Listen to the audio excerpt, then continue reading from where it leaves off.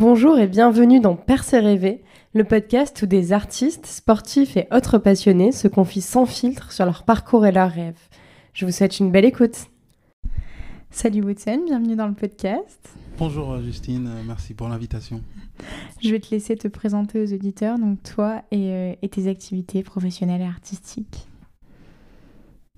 J'aimerais que mes activités artistiques deviennent professionnelles, mais pour l'instant justement on y travaille et c'est d'où mon passage à ce format, dans ce podcast.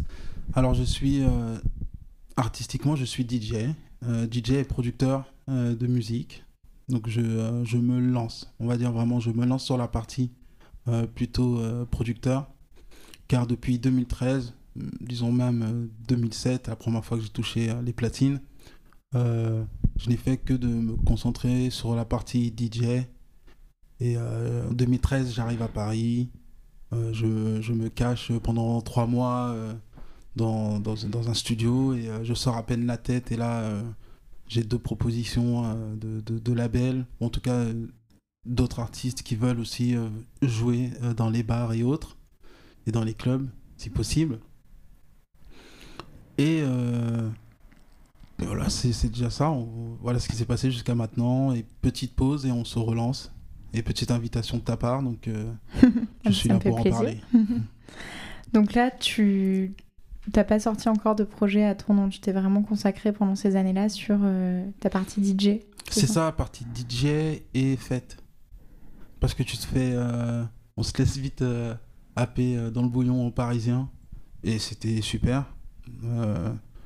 Tu t'es devant les enceintes, tu penses. Tu t'imagines toi aussi en train de mixer à la place.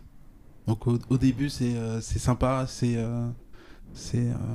du rêve, on vit du rêve. Puis à la fin, j'ai déjà même vu un ami qui me dit j'en ai marre de sortir aux soirées parce que à chaque fois je m'imagine, je me dis que c'est moi qui devrais être là. Et c'est vrai qu'au bout d'un moment, à un certain temps, on commence à être ainsi parce qu'on a une oreille aiguisée, parce qu'on écoute la technique et autres, ou même ça se trouve c'est pas notre style, mais on est invité à écouter et à danser parce qu'on aime bien la fête. Et donc voilà, de quoi on parlait ? On faisait ta présentation, donc je te demandais si c'était si tu avais déjà sorti des projets à ton nom. Si c'est ça. Et les projets à mon nom, quand tu dis projet, donc on parle de composition musicale. Ouais. J'ai réussi à sortir un projet qui est dans le... Comment on dit ça déjà ? Ça fait tellement longtemps. Mais dans une compilation, et dans la compilation Panchama, la première... voilà, oui, Your Soul is Deep, donc un premier morceau. Après une bataille pour être content, être satisfait. Et on n'est jamais satisfait, c'est dingue. Mais voilà, il y a ça en tout cas qui a été fait il y a déjà 3 ans, je crois, oui. Et là, tu disais que donc c'était aujourd'hui, t'aimerais réussir à en vivre totalement, mais c'est pas encore le cas. Donc t'as quelque chose, t'as un autre travail à côté ? Oui, c'est ça. J'ai un autre travail dans l'informatique, qui est en fait une extension de tout ce que j'ai été en fait toute mon adolescence. Hein, qui a été de juste être un geek, être passionné d'informatique et en même temps, voilà, passionné d'informatique. Et un jour, on me propose de... Est-ce que tu veux bien travailler pour cette entreprise ? Et depuis, j'ai changé de boîte, mais je savais pas en fait que c'était ça mon futur, en tout cas, job alimentaire. Donc voilà, je suis dans l'informatique. Puis en fait, c'est assez cohérent, je trouve, avec le type de musique que tu te mets à produire, parce que tu es plutôt donc, sur l'électro. Oui. Ça, je dis, c'est large, mais il y a 100 000 sous-catégories. Oui. Mais du coup, c'est assez proche au final, c'est quand même un peu geek, t'es moins sur instrument. C'est ça, et puis il y a eu les débuts où on doit se faire la main, on doit chercher les programmes. Et puis on apprend qu'en fait tous ces programmes sont payants, alors on doit chercher les cracks et autres, et tiens pourquoi cette version de ce crack ne fonctionne pas, donc on va chercher sur internet comment résoudre ça, comment installer, ne pas faire ça à la maison par contre, hein, mais comment installer les Keigen et compagnie, comment les lancer, comment installer les cracks. Et petit à petit, oui, je me suis construit, que ce soit sur Windows ou Mac, de me débrouiller, d'avoir un problème, de le résoudre. Et c'est ce qu'on me demande à mon travail. Là, j'ai un problème, monsieur, est-ce que vous pouvez me le résoudre? Et franchement, oui, c'est en rapport avec ça. Ah ouais, c'est trop bien ça. Du coup, si on reprend, parce qu'on reviendra donc après sur tout ce qui t'a amené là, mais si on prend vraiment, toi, la naissance de ta passion pour la musique, c'est arrivé à quel moment de ta vie? Vraiment la passion, sans dire de commencer à vouloir être DJ. Quand est-ce que tu as commencé à vraiment écouter la musique et à te dire, ça c'est vraiment une partie importante de ma vie? Ah oui, il y en a plusieurs, et j'ai peut-être une... Il y a plusieurs, ça peut très bien démarrer quand je suis petit et j'ai un surnom qui est Peter, et après je fais ma première rime, je fais Peter par terre, c'est Peter et par terre, et je me dis c'est bizarre, ça sonne, donc ça je me souviendrai toujours de ça. Et puis surtout en plus la musique électronique, il y avait vraiment... Ça te fait quel âge? Moi 24 ans. Ça te fait 24? Moi ça me fait 33. Et nous, on avait que tu connais, tu as sûrement connu à la fin, mais oui, les VHS et compagnie, ouais. On avait M6 Musique, et il y avait surtout cette compile M6, alors je sais plus comment ça s'appelait, mais en tout cas, tu avais les musiques Eurodance. Et là, je tiltais un peu, je me disais, c'est sympa ce groove. Et donc voilà, là, j'ai à peine 5 ans. Et qu'est-ce qui se passe? Et puis et puis je commence à écouter la radio, et puis les adultes qui nous entourent, hein, bien sûr. Moi je suis haïtien, et donc ce qui déjà, il y a un lien fort avec la musique, le compas, qui je trouve a certaines similarités avec la musique électronique. C'est que d'une part c'est long, et ça je reprochais toujours une fois arrivé en France et que j'écoutais la radio, je me disais mais elles sont courtes ces musiques, alors que mon père ce qu'il met, non, c'est super long. Alors déjà c'est long, il y a beaucoup de développement, et il y a une partie synthé que je vais retrouver surtout dans la musique électronique, donc la longueur et bien sûr un rythme constant qu'on retrouve aussi dans la musique électronique. Donc je pense que ça m'a mis ça m'a attelé un petit peu dans le format vraiment électronique, j'en suis sûr et certain. Ouais, en fait, ça fait vraiment un lien avec les chansons de ton enfance. Ça en tout cas, oui, vraiment quand j'étais vraiment petit, parce qu'ensuite, je suis en France, et là, on découvre... je fais quelque chose pareil que je continue aussi, c'est que je me donne pas de limites, et je me suis vu premièrement écouter Kyo. Ah oui. C'est passé de Kyo à Linkin Park et autres. Sincèrement, hein, j'ai eu plein de phases pour justement chercher ce que j'aimais. Et Daft Punk. Ah bah ça revient très souvent, Daft Punk, dans le podcast. Je pense que ça nous a tous marqués. Daft Punk. Mais ça a été très très très long quand même. Ça a été très très long. Mais en tout cas, oui, la musique, et puis faire de la guitare. Commencer à faire du solfège et du piano, ça je le savais très bien, et hop, c'est intégrer l'informatique, et donc commencer à faire des compositions avec les logiciels tels que Reason, Cubase. Ça arrive très très vite, et petit à petit on se laisse happer, et là on a 17 ans, et y a un ami qui nous dit tu vas aller en boîte de nuit. Ouais, et on arrive en boîte de nuit, et là je vois le DJ, je vois le concept, je vois le DJ, et là je me dis waouh.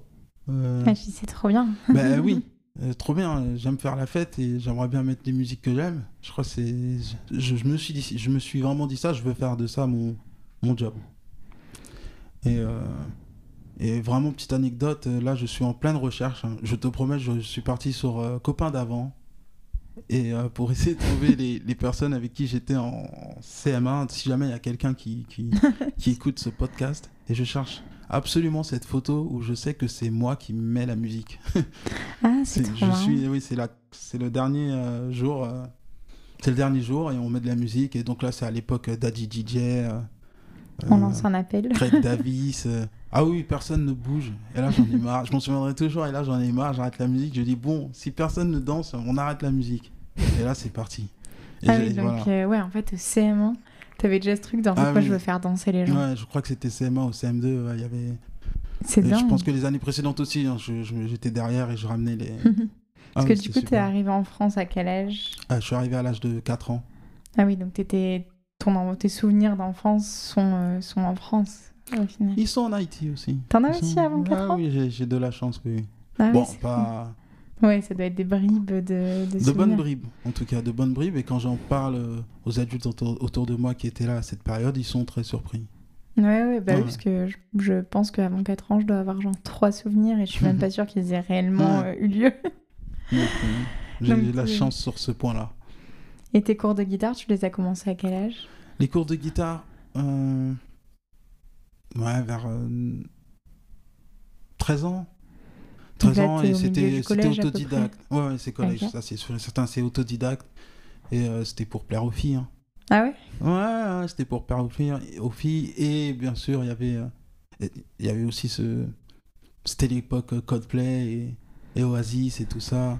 Ouais, donc le peu de fois où tu es en colonie de vacances et tu vois tu vois les gens autour et qui partagent un petit moment avec la guitare, les animateurs qui pareil, ils te donnent envie, donc tu aimerais bien apprendre ça. Et dès que j'ai eu l'occasion, j'ai pu me prendre une petite Takamine, série G, mat.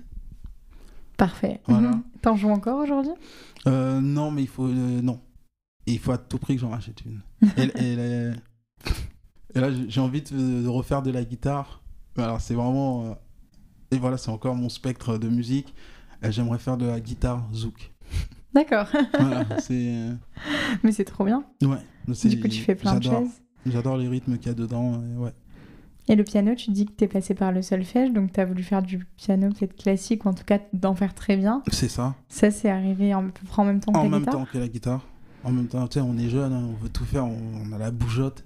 Donc en même temps que la guitare, j'ai commencé aussi le solfège. Et là, c'était les cours. Et là, c'était des cours. Pas les meilleurs cours, sincèrement. Testé, non recommandé. Ouais, et en plus, j'étais avec les adultes parce que tout seul, j'avais eu un niveau suffisant pour arriver chez les adultes. Mais j'avais que 14 ans et j'ai fait ça pendant 1 an, mais ça m'a donné quand même cette envie de me dire oui, parfois si on veut mieux contrôler quelque chose, il y a un moment où il faut de la discipline et apprendre. Donc j'ai fait ça petit à petit et je prends sincèrement mon temps, mais la composition par ordinateur, ça facilite Oui, c'est sûr que quand tu sais jouer un petit peu, je pense, sur un clavier, c'est quand même plus facile de composer derrière tes morceaux, quoi. Ouais, mais l'ordinateur peut faire c'est un très bon outil quand même. Et j'en vois énormément qui me disent qu'ils n'ont pas ils ont juste une oreille. Et j'en fais partie aussi. Et ça me surprend toujours et j'adore ce concept. C'est ce que j'adore dans la musique, c'est qu'on n'a pas besoin de beaucoup, je crois, pour... Oui, c'est ça, en fait, je pense que le principe, c'est plus d'être très acharné qu'être très bon à la base. Et t'avais dans ton entourage, à ce moment-là, en grandissant, quand toi, tu te mets tant à fond à faire 2 instruments en même temps et tout ça, t'avais dans ton entourage un proche dans ta famille ou dans les amis de tes parents ou quelqu'un qui vivait de la musique et où tu disais, en fait, c'est possible de faire ça? Non. Mais je savais qu'il y avait en tout cas des personnes qui arrivaient. Mais non, pas de proches dans la famille. En y pensant vraiment. Non. Et toi, quand tu dis à tes parents, moi, je crois que c'est ça que je veux faire? Je ne l'aurais jamais dit. Ah ouais? Je ne l'aurais jamais dit. Je n'ai jamais partagé cet aspect. Est-ce qu'ils savent que tu fais de la musique? Est-ce qu'ils... Oui, ça, je me souviens d'avoir invité une fois mon père à un événement. D'ailleurs, un événement où c'était un concours, je crois, organisé par PWFM. Et il était venu. C'était assez rigolo comment il a expliqué ensuite aux autres membres de la famille. Ah ouais. Oui, il a mis de la musique très très forte qui fait boum, boum, boum, tout le temps, et les gens ils dansent. C'était super. Ouais. Oui, donc il était fier de toi quand même. Il était fier, il est surpris, ouais. Et qu'est-ce qui a fait que tu n'osais pas leur dire, du coup? Il n'y avait aucune retenue, mais c'est mon côté... c'est mon côté furtif, j'ai envie de dire. Et les parents sont plutôt... En tout cas, mes parents sont plutôt... trouve un travail, mon ami. Enfin, termine les études s'il faut, trouve un travail, mais ils savent que j'ai toujours été quelqu'un qui adorait, qui était toujours passionné par les choses telles que... Enfin, les choses artistiques. Et tu sais, je fais partie de cette génération où on a connu la fameuse tectonique. Ah oui, ça nous a tous marqués, je pense. Ça nous a tous marqués et ça a marqué les coupes de cheveux aussi. Et donc j'ai envie de te demander des photos, mais... J'en ai pas, justement. Il faut aller sur Sound Night, je pense, ouais. pour avoir pour faire monter les larmes aux yeux. Mais ils ont toujours su que voilà, que j'étais quelqu'un de comme ça, mais on est en banlieue et autres, et voilà la vision que j'ai eue de la part, en tout cas du paternel, c'est de voir son enfant sortir, revenir. À l'époque, on pouvait fumer en boîte de nuit, donc sentir la cigarette, j'étais pas trop... non. Je faisais pas, il avait peur de ça. Ouais, je faisais pas la pub de ça, en tout cas. Ouais. Donc, et le temps que je commence à être DJ, je vivais déjà seul. Ok.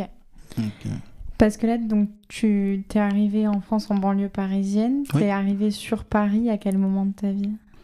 Sur Paris, je suis arrivé en 2012, fin 2012. Donc là, c'est au moment où tu commences à... C'est ça. Tu m'as dit que tu avais commencé en 2013, c'est ça? Ouais, en 2013, oui, comme je t'ai dit. Mais voilà, et avant ça, juste on s'achète un petit peu du matériel, des contrôleurs qu'on pouvait contrôler, qu'on pouvait mettre à l'iPod, c'était super. Il y avait cette vision aussi de j'aimerais bien un jour faire du vinyle. Donc c'était super, mais voilà, de 2007 à 2012, on est dans notre coin, on fait les anniversaires. On le sait qu'on n'est pas encore au niveau qu'on voudrait, que ce soit même dans la sélection musicale. On ne sait pas pourquoi, mais quand on arrive à une soirée, notre contrôleur MIDI ne fonctionne pas, les fameux Behringer, là, c'était la bonne époque. C'était vraiment la bonne époque des débuts. Mais voilà, et en 2013, Paris, j'arrive avec cette fameuse phrase que je me répète souvent, je veux apprendre aux Parisiens à faire la fête, mais je me suis fait avoir par la fête. Ils étaient plus forts que toi. La fête était vraiment sympa. Et de toute façon, même si t'es un DJ, c'est que t'aimes bien, je crois, c'est que t'adores se faire la fête de base, et danser surtout. Donc j'ai profité de ma vingtaine comme ça. Ouais. Ouais. Et donc pour travailler dans l'informatique, j'imagine que tu as dû à un moment après le bac faire le choix de tes études quand même et pas seulement te baser sur la musique. J'ai envie de te dire quel bac. Alors vas-y, dis-moi. Non, j'ai envie de te dire quel bac. Hein. Je n'ai pas le bac. T'es pas allé jusqu'au bac? Non. Donc tu t'es arrêté à quel moment? Moi, je me suis arrêté au BEP. Ok. Et là, BEP spécialisé dans l'informatique, du coup? Non, métier de l'électronique. Ça sonne bien, déjà. Oui, finalement, il y avait déjà un truc avec l'électro. C'est ça. Et donc là, à ce moment-là, c'est dès que t'en sors où tu trouves ce job, entre guillemets, alimentaire? Non, même pas. Non, je vis du DJing. Je vis du DJing. Vraiment de 2013 à 2016. Donc dès le départ, t'arrives à en vivre. Oui. Et à payer ton loyer bohème, avec. Bohème, quand même. À payer mon loyer ou la moitié. J'habite dans une résidence étudiante, donc j'arrive moyennant des services, à réduire mon loyer. Franchement, beaucoup de passion, beaucoup d'engagement, beaucoup de risques. Et comme je le redis, pour les 3 petits mois dans lesquels je suis resté dans ce petit studio que j'avais eu la chance de me voir administrer, je sors la tête et paf, plein de propositions pour justement, à l'époque il fallait être un collectif, et donc c'était deux collectifs, Escape Records et Panchama Records. Et Et c'était super. Beaucoup d'événements, puisque deux collectifs en même temps. C'était à l'époque surtout de la disco house. Voilà, et c'était à l'époque aussi où il y avait De Bonaire. Donc il y avait tous ces petits bars. Hein, et il y en a encore qui existent, hein, comme le Panic Room. Ouais. Où là, tout le monde y est passé, tout le monde y repasse, sûrement. Et puis petit à petit, vu que je suis dans ces deux collectifs, j'ai un petit peu de... Je dirais pas, non, c'est un mauvais mot, notoriété, mais on connaît en tout cas les bonnes personnes à qui parler pour avoir une date. Donc je me vois aussi commencer à organiser. On se la joue plutôt... C'est plutôt les lieux qui viennent vers nous. Écoutez, là, on a un trou à remplir. Est-ce que... Oui. Tu vois, oui, c'est partant, ça, mais tu te poses pas la question, tu y vas. C'est vrai que ça, c'est vrai que c'est quelque chose qui me manque maintenant, cette énergie qu'on mettait à vouloir être partout. Et c'est vrai qu'au bout d'un moment, on était partout. Ouais. Et est-ce que ça, c'est pas un peu un piège? Parce que du coup, t'es partout à des horaires où normalement les gens dorment et finalement, tu fais que bosser toutes les nuits. Est-ce qu'à un moment, tu te dis pas... Enfin, est-ce qu'il t'as eu besoin d'un rééquilibrage? Ça n'a pas été compliqué, je veux dire, physiquement, juste de tenir toutes ces années-là? Non, ce n'était vraiment pas compliqué, car par rapport à maintenant, là, j'ai un boulot pendant la semaine. Et là, je le sens, bien sûr. Là, déjà, plus 10 ans aussi, en plus. Mais par rapport à maintenant, non, c'était vraiment pas compliqué.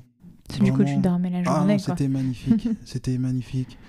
Et non, c'était super. C'était vraiment de très riches années à profiter de ça et à faire partie du monde de la nuit. Alors, je dis pas que qu'on était les personnes à aller voir, mais en tout cas, j'étais surpris parfois quand on venait me dire « Ouais, Woodson, on te connaît ».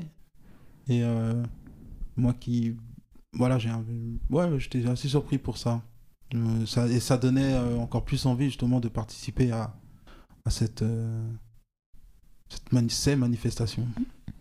Et là, donc, t'enchaînais ces manifestations-là, justement, t'étais un petit peu partout et tout. Là, à ce moment-là, t'avais pas de job en parallèle. C'est ça. Et à quel moment je te dis, je vais reprendre un travail à côté et en faire, finalement, partager ma vie entre ces deux activités-là? C'est quand on a de grands événements dans nos vies. Et il faut faire un choix, il faut faire des choix. Et c'est à ce moment-là que j'ai pris ces choix-là. Et puis, il y avait aussi une envie aussi de se mettre plus en arrière et de commencer la fameuse partie de production musicale. Et donc, c'est venu petit à petit. Et puis, au milieu, quand même, il y a eu quelque chose qui s'appelle le Covid. C'est vrai. Ah oui. On l'oublie parfois. Ouais. Et donc, disons que c'était compliqué, hein, tu sais, il faut tout le temps courir après les factures, après ses cachets, ses DJ fees. Et peu avant la pandémie et tout ce qui est lockdown, j'ai oublié le terme en français. Confinement. Tout ce qui est confinement, j'avais commencé les boulots en informatique. Et ça m'a sauvé pendant le... Mais c'est vrai que oui, si t'as pu commencer à faire ça avant... Juste avant, et on m'avait demandé aussi, et puis je travaillais, même pendant les confinements. Et là, je me suis dit, bah ouais, là, si j'étais juste DJ à courir derrière mes cachets, et surtout à ne pas être, disons-le comme c'est, on s'accroche à des branches à chaque fois pour être payé. Et on subit plus qu'autre chose les choses qui nous arrivent, enfin, en tout cas les malheurs, quand on n'est pas payé, quand on est vraiment les poches vides. Ouais.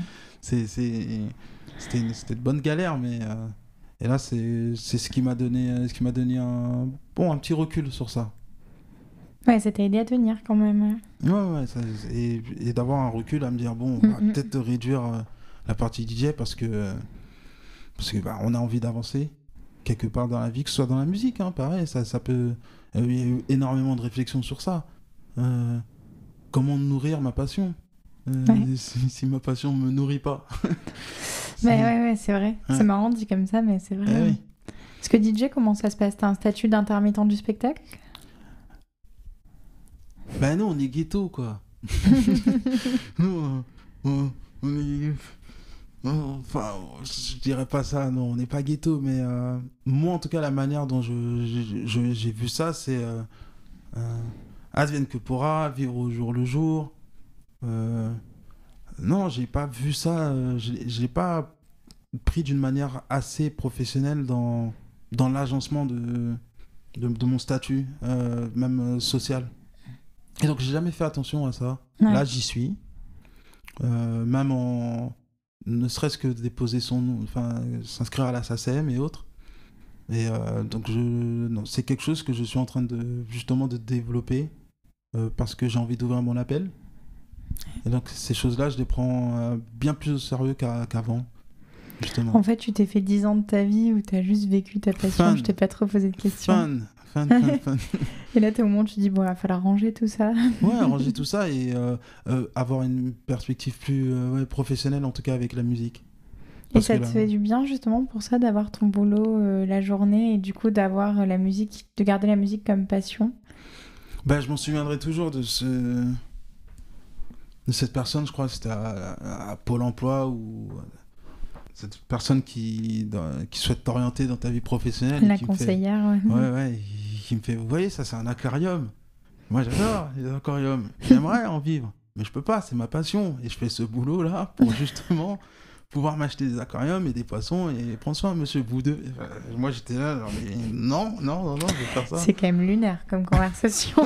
C'était super quand il m'a dit ça. Donc, alors j'ai oublié la question, mais je suis sûr que c'était oui. Comment est-ce que j'apprécie? Non, je n'apprécie pas. Du bien? Non, je n'apprécie pas. Tu préférais faire que de la musique. Mais j'aime, je reste positif à me dire bon, quand même, c'est un travail que j'apprécie. Il y a plein d'ordinateurs, des écrans partout, et donc ça me permet de gober la pilule tous les jours. mais non, je suis heureux vraiment. Je suis sarcastique mais heureux quand même de ce boulot, de cette passion qui s'est transformée en boulot quelque part aussi, donc non. Et du coup là, la journée t'es dans ton entreprise et tous les soirs c'est consacré à la musique? Et tous les soirs c'est consacré, là en ce moment c'est refaire mon oreille musicale. Pareil, énormément de musique, mais en fait on évolue et on est quelque part, nous on a commencé avec la house et après aussi c'était la bonne époque de, ça doit toujours l'être, mais en tout cas c'était fortement minimal aussi. Et donc j'ai beaucoup de minimal et beaucoup de house, mais quelque part on veut retourner encore plus en arrière et là ça parle de trance. On parle de trance, il n'y a plus de limite, il n'y en a jamais eu de toute manière, mais je me laisse moins guider par ce qu'il faut jouer, surtout. Et c'est rigolo parce que ces musiques ont toujours existé, c'est ce que je me dis, ces musiques-là ont toujours existé même en 2013, et je pense qu'aussi en 2013, il y avait déjà des personnes qui jouaient ce style, mais je me surprends moi-même à sortir des vinyles et je me dis mais pourquoi j'ai jamais joué ça alors que maintenant je dirais pas la mode, mais c'est là, c'est mais en fait faire moins de soirées en tant que DJ, ça te permet d'en passer plus à écouter d'autres sons que t'avais pas le temps de faire en fait. Ah oui, ça c'est, mais là je fais pas moins de soirées, je n'en fais plus. T'en fais plus? Je n'en fais plus pour justement préparer ce retour phénoménal tant attendu par moi en fait déjà. Ouais, ce que j'allais dire, ça te manque là. Oui, bien sûr.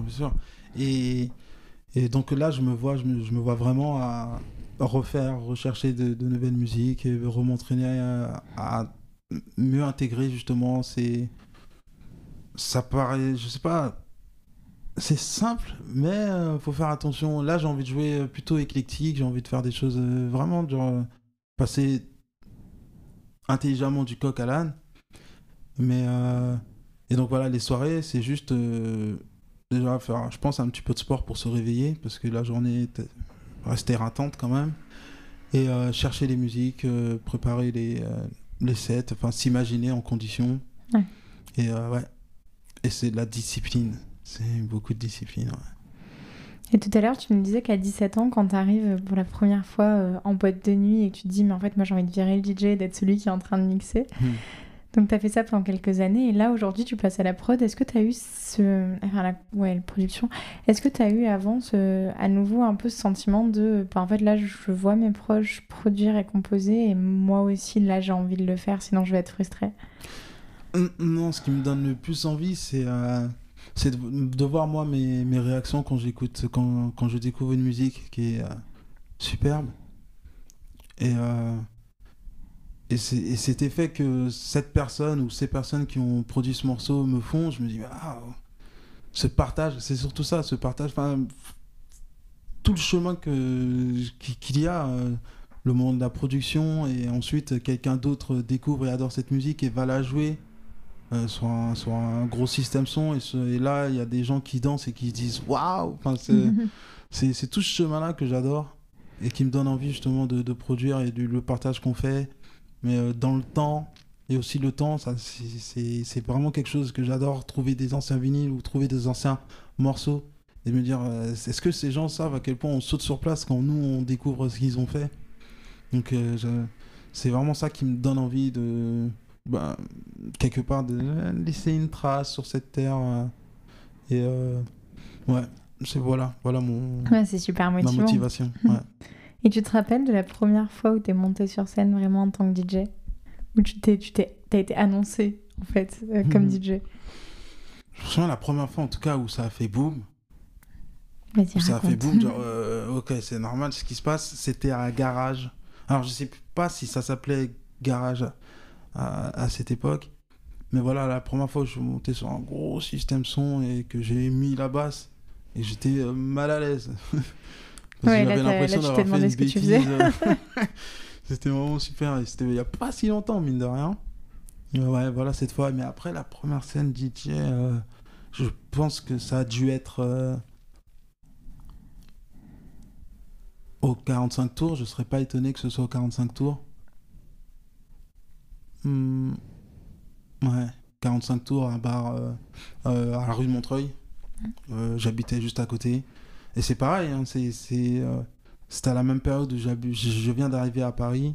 Je travaille 6 mois aussi, je travaille déjà en restauration, bien sûr. Et j'en ai marre, j'ai envie de m'y mettre à fond. Et j'ai toujours imaginé ça, de passer devant un bar et j'entends de la musique bizarre. Et je rentre et je leur dis, hey, salut, je m'appelle Woodson, je suis DJ. Ah ouais, fais voir ce que t'écoutes, ouais, c'est trop cool, mec, ça te dirait de mixer. Et il s'est passé exactement la même chose.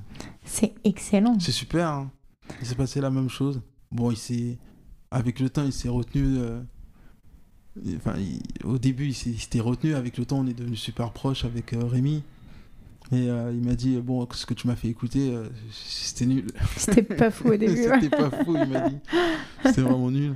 On en a ri. Et bien sûr, c'est les débuts, c'est comme ça. Mais par contre, oui, quand tu y vas et que tu présentes, et mine de rien, c'est quelque chose il faut vraiment ne jamais oublier de travailler. Il faut vraiment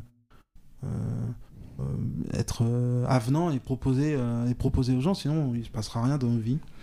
Puis donc avoir confiance en toi en plus, parce qu'il faut oser dire je crois avec ou sans confiance. C'est justement, c'est le manque, c'est le fait de pas avoir confiance, c'est le fait de savoir qu'on doit toujours travailler, mais que si on le fait pas, il se passera rien dans tous les cas. Non, le manque de confiance, c'est super, je crois. C'est ce qui nous donne le drive. Et peut-être que j'ai pas assez eu de confiance, par contre. Ça, c'est sûr. Ah ouais? Ouais, quelque part. Et c'est justement ça qui me... Ça me donne un élan, en fait. De savoir comment j'ai été.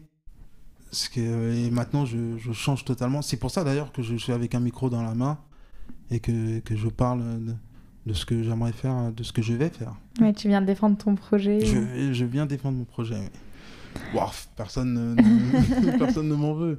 Mais je viens en tout cas développer, oui. Et quand du coup tu commences dans ce bar avec cette personne qui devient après en plus un ami à toi. C'est ça, un proche, oui. Toi à ce moment-là tu te dis, lui il te dit les premières fois c'était pas ouf, mais toi tu te dis dès le départ que t'as envie de faire ça toute ta vie, j'imagine.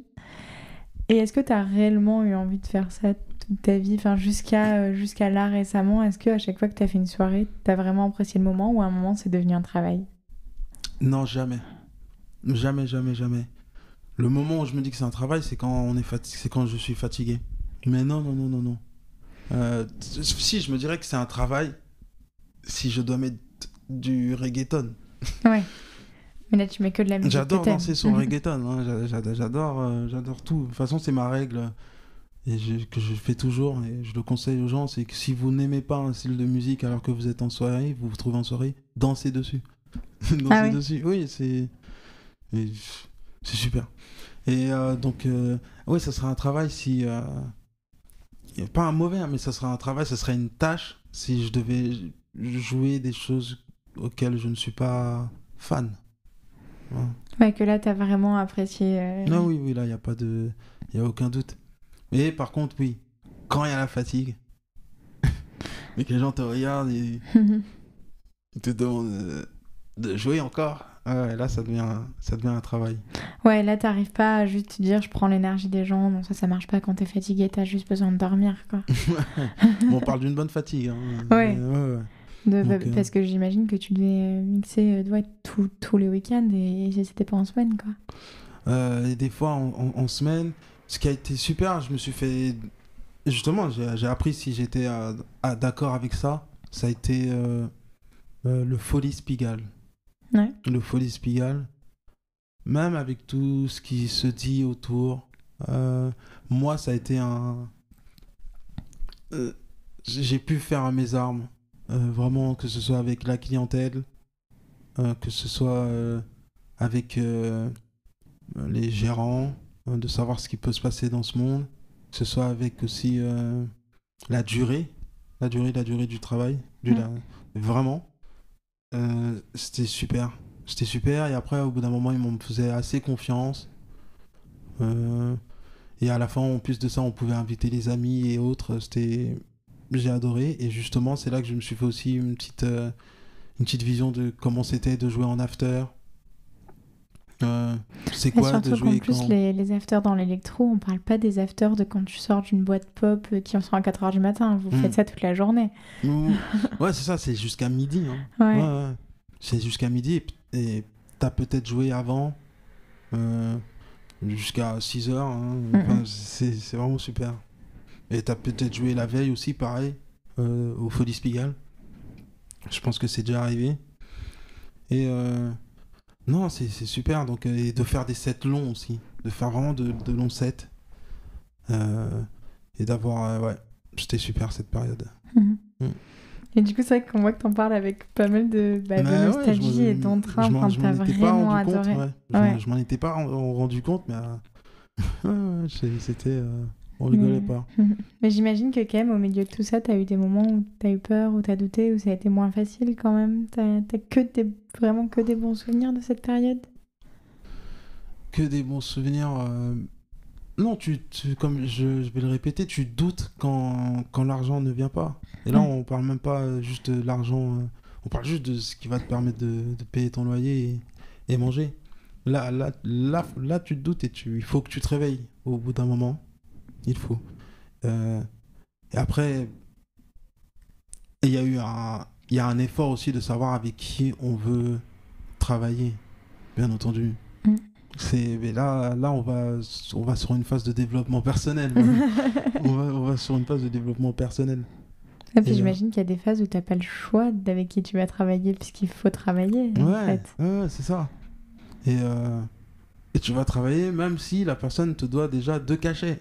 Ouais, donc ça c'est vraiment... Ouais. Ou tu vas travailler, tu y vas même si ça se trouve tu n'auras pas de cachet. Ouais, et ça tu le sais pas avant d'y aller parce que c'est trop non, particulier. Parce qu'il n'y a pas de monde, parce que... Mais il faut à tout prix vivre ça, hein. Il faut à tout prix le vivre. Parce que là, je le sens. Ça m'a donné un bon background. Et je suis... Enfin, même avec le peu d'événements que j'ai pu faire, ça se voit qu'on a compris les ficelles du métier. Là, pour le coup... Ouais, ça fait partie de l'expérience, en fait. On a appris comment partager, comment se faire voir pour justement que les gens viennent à nos événements. C'était super, ouais. Et toi, aujourd'hui, ton projet pour la suite, ce que j'allais dire ton rêve, mais en fait, c'est pas un rêve, c'est que t'es en train de le mettre en place. Ton projet, c'est, avec ton label, c'est de donc recréer quand même un collectif avec qui tu peux faire des soirées en mixant, ou cette fois, tu veux le faire à ton nom, à toi? J'aimerais faire étape par étape, donc déjà le lancer et lancer quelques titres et juste utiliser comme plateforme, en tout cas pour sortir mes titres sans rien attendre de personne. Et organiser des soirées, non, je le sens sincèrement que non, j'aimerais être booké. Je vais faire en sorte d'être booké et c'est pas pour un futur proche, en tout cas, de l'organisation. Donc booker, c'est-à-dire faire partie d'une soirée qui est organisée par des... C'est ça, on aime... Bonjour Woodson, on aime bien ta musique. On aime bien... qu'on aime bien ce que tu composes. Je suis sûr que ce que tu mixes sera bien. Moyennant temps, est-ce que ça te dirait de jouer ici? Et moi, je ferais ma diva, je dirais oui, mais... non, en moyennant un peu plus. non. Et je serais super ravi et j'accourrais pour partager ma musique. Ouais. Et tu arrives à te mettre des deadlines, justement, te dire, bon, là, dans tant de temps, je sors un projet, dans tant de temps, je recommence à essayer de mixer, ou est-ce que là, tu es dans une phase de juste de reconstruction et où tu prends un peu ton temps? Eh ben, je suis en train de sortir de cette phase de reconstruction. Et comme un proche récemment, tu m'as dit ce qu'il fallait faire, se mettre des deadlines. Donc, mais même mieux, au lieu de se mettre des deadlines, c'est plutôt programmer ce qu'on va faire dans la journée, programmer ce qu'on va faire dans la soirée. Et petit à petit, en fait, on remplit les tâches. Mais deadline, j'ai envie de dire, deadline, c'est quand je crois que c'est quand tu as signé avec un label qui te demande 3 musiques tous les 3 mois. Ouais, ça dépend. C'est vrai qu'en plus, ta situation n'est pas facile parce que mine de rien, je travaille en fait, 8 heures. C'est ça. Ouais. En fait, gérer ta passion en dehors d'une journée de travail, c'est ça, ouais. Il y a un moment où tu joues avec les limites quand même, de ton corps. Ouais, c'est vrai. Mais tout ce qu'il faut là, c'est... tu sais, là, je pense... Oula, grande nouvelle, mais je pense quand même quitter Paris. Ah ouais? Ouais. Aller dans le sud. Ah Marseille. Ouais? Ouais. Trop bien. Juste pour ça, justement. Je pense qu'on a du temps, il faut de la discipline. Mais Paris, c'est super. Mais on n'a pas le temps, je crois. Paris, c'est étouffant. Ouais, ça s'arrête jamais. Et pour mieux revenir, hein. Oui, parce que j'allais dire, il y a quand même plus d'opportunités, par contre, musicales à Paris qu'à Marseille. Pour être... Oui, mais... Il y a Internet, donc si tu partages ta musique et s'ils veulent que tu viennes, t'as juste je vois des DJ parisiens aller à Marseille. Ouais. Et j'ai envie de te dire, on vient d'en parler, mais justement, je l'ai fait tout ça. Les opportunités, et je vois où ça mène et comment faire pour améliorer justement la qualité, ou en tout cas que ça ressemble à ce que j'ai envie que ce soit maintenant. Et juste prendre un petit peu de l'espace, je crois que ça va faire du bien. Et j'aimerais bien voir Marseille en hiver aussi. J'aimerais bien voir Marseille en hiver, donc, et j'y pense sincèrement. Ouais. Oui, donc là c'est quand même un projet sur lequel que tu t'intègres à assez court terme quand même. Ouais, là c'est en cours. Mais c'est vrai que je peux comprendre parce que en fait déjà Paris, tu perds tellement de temps dans les transports. T'as tellement de distractions en fait. C'est ça. C'est une superbe ville sur ce point-là. Ça va trop vite. Anniversaire à gauche, à droite. Plein de choses. qui je suis sûr, vont me manquer. Mais j'ai besoin de retrouver justement cette sensation comme quand j'arrivais à Paris, que je connaissais presque personne. Je dis pas que je connaissais du monde, mais oui, je connaissais presque personne. J'ai envie de retrouver cette sensation et de juste rester dans ma bulle. Et à l'époque, c'était une cave. Une belle cave. Je trouve qu'en fait, c'est assez logique en plus avec ton parcours, parce que là, tu nous décris du coup plein de phases de ta vie. Mais on voit que là, sur les dernières phases, toi, dans ce que tu fais musicalement, ou même quand tu nous parles, on voit que tu as une cassure au moment du Covid, où ça fait vraiment une pause. Et là, tu repars. Du coup, tu repars ailleurs. C'est comme s'il y a eu un bond de 13 ans entre t'arrives à Paris, Covid, et là, Covid maintenant, et donc tu refais autre chose en fait. C'est ça. Et là, depuis vraiment ces derniers jours, je ressens cette envie de revivre ces débuts en 2013. Ouais. Est-ce qu'il y a des conseils qu'on t'a pas donné, toi, justement, quand t'es venu vivre à Paris pour te dire j'ai envie en fait de vivre de la musique, que t'as découvert sur le tas et que t'aimerais faire passer à un jeune qui pourrait nous écouter maintenant? Franchement, là tout de suite, non, j'ai pas malheureusement. Mais en tout cas, quelque chose que j'entends toujours et qui quelque part m'énerve, parce que moi je suis le genre de personne à dire mais non, c'est la matière qui compte. Mais la chose que j'entends énormément, c'est il faut parler aux bonnes personnes. Ouais. Il faut être ami ou en tout cas se présenter aux bonnes personnes afin pour jouer dans les meilleurs clubs. Et là, on n'a pas parlé technique. Et voilà, souvent on nous dit c'est pas parce que tu as forcément de bonne musique ou que tu as une bonne technique que tu vas pouvoir jouer dans les meilleurs clubs. Et voilà ce que j'ai beaucoup entendu. Personnellement, je l'ai vu se produire pour certaines personnes. Et voilà. J'avais quelque chose. J'en avais une dernière. Et elle est partie. Bon. Elle te reviendra peut-être. J'espère. Mais c'est vrai que t'as le truc de... en fait, tu peux être le meilleur musicien du monde si tu restes dans ta chambre parce que c'est pas encore assez parfait et que tu montres rien à personne. Personne ne saura jamais que t'es le meilleur musicien du monde. C'est ça. Donc t'es obligé à un moment de sortir quelque chose. T'es obligé. Mais c'est pas facile de choisir le bon moment pour le faire, par contre. Il n'y a jamais de bon moment. Il n'y a jamais. Mais il faut oser. Ouais. Si vous commencez à sortir des mix ou des podcasts, faites en sorte de demander à des personnes qui ont une plus grande portée de les publier à votre place. Parce que comme ça, vous ferez plus d'écoute et vous atteindrez plus de monde et ça fera effet boule de neige. Ça, c'est vraiment la chose qu'il faut faire. Sinon, ça va... Si vous sortez juste depuis votre SoundCloud, ça va se perdre dans les méandres de tout ce qui se fait. Donc ces gens être publiés, donc sortir sur des labels ou être publiés sur des chaînes YouTube. Être publié par des gens qui ont une plus grande portée. Ça, c'est la base. J'aurais aimé qu'on me le dise plus tôt. Oui, parce que c'est presque en fait intégrer une partie marketing qui t'intéresse pas au départ, mais on en parle. Qui t'intéresse plus après d'ailleurs non plus. On l'a subi cette partie-là. Je veux dire, podcast musique, même combat là-dessus. Mais oui, c'est une partie marketing qui est pas marrante, mais qu'il faut assumer. Et qu'une fois c'est fait, je pense que ça suit facilement. Mais... Voilà. Et c'est quoi pour toi la plus grande richesse de ce métier? Voir ces gens-là, ça va être violent, hein.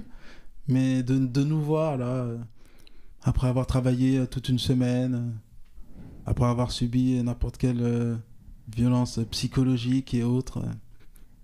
Là, on est vendredi soir ou samedi soir ou dimanche matin, je sais pas, mais on veut oublier tout ça.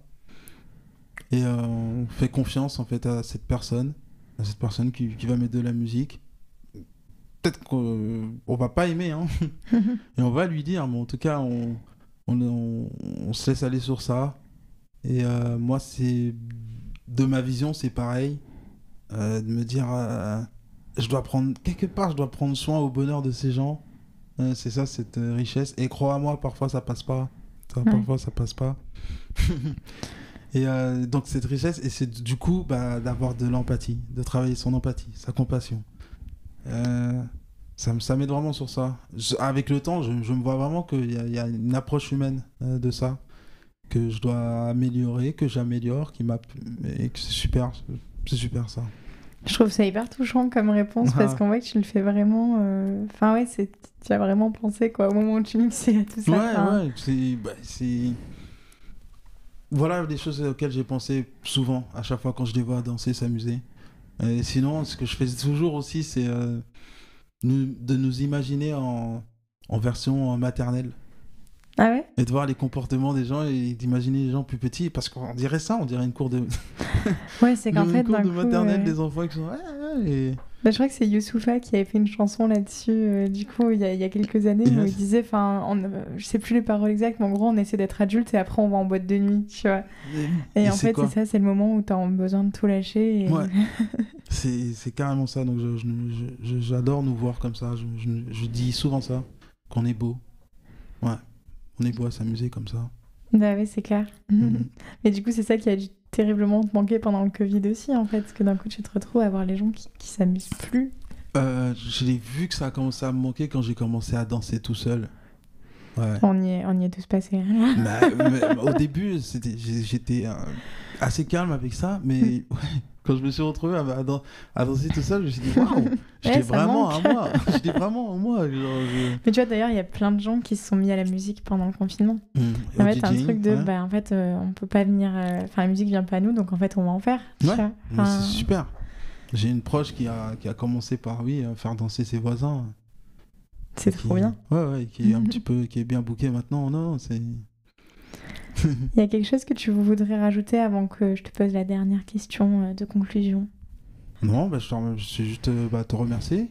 Merci à toi, ça me fait trop plaisir. Et hâte. Je suis pas sûr, je sais pas si je vais écouter. Ah ouais. C'est pas évident comme exercice. Ouais. Tu verras. Ouais, on verra. Mais en tout cas, merci beaucoup. Merci à toi. Parce que même moi, ça m'a vraiment permis de retracer un petit peu ma story. En fait, c'est vrai qu'on ne s'octroie pas souvent de moments dans nos vies pour faire un point sur notre parcours. Donc, écoute, je suis contente si ça t'a fait plaisir de le faire. Merci à toi. Merci à toi.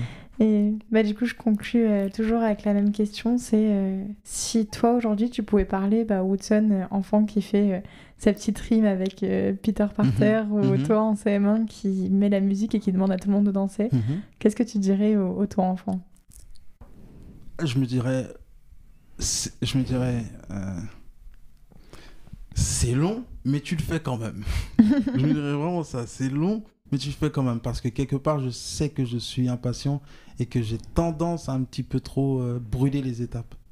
Et donc, je me comprendrais. C'est long, mais tu le fais quand même. Et quand tu arriveras à 33 ans, tu dirais, tu vois, c'était pour ça que tu avais dit ça. Donc, merci beaucoup. Merci à toi, Justine. L'épisode est maintenant terminé, j'espère qu'il vous a plu. N'hésitez pas à vous abonner au podcast sur les plateformes et sur les réseaux sociaux pour ne rien manquer de son actualité. Et je vous dis à très bientôt.